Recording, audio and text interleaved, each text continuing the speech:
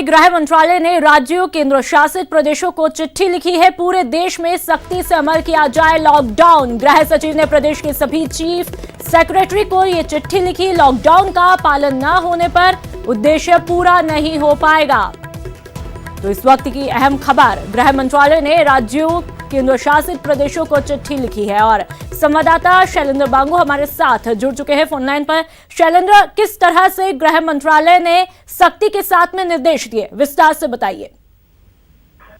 देखिए, ये गृह मंत्रालय की तरफ से गृह सचिव ने एक चिट्ठी लिखी है सभी राज्यों के मुख्य सचिवों को और उसमें कहा गया है कि जो लॉकडाउन को लेके ऑर्डर जारी किए गए थे, इस वक्त गाइडलाइंस जारी की गई थी और ऐसा देखा गया कि कुछ राज्यों में जो एक्सेप्शंस हैं, जिन चीजों को परमिशन मिली है, उसके अलावा भी कुछ और लोगों को परमिशन दी जा रही है, जिससे कहीं ना कहीं ये जो पर्पस है लॉकडाउन का, उसके ऑब्जेक्टिव को, उसके मकसद को, उसके लक्ष्य को डिफीट कर सकता है।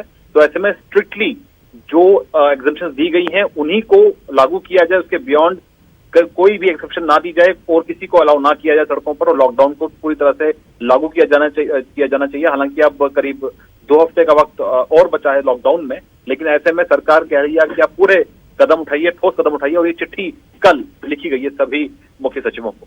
जी बिल्कुल, तमाम जानकारियों के लिए बहुत बहुत शुक्रिया। तो ऐसे में ये जरूरी हो जाता है कि जो लॉकडाउन सरकार के द्वारा कहा गया है उसे पूरी तरह से उसकी पालना हो, अन्यथा खतरे को बढ़ने से रोका नहीं जा सकता और उसे कम करने के लिए तमाम एहतियात जो है वो बरती जा रही है, जिसमें लगातार जनता का सहयोग होना बेहद जरूरी है।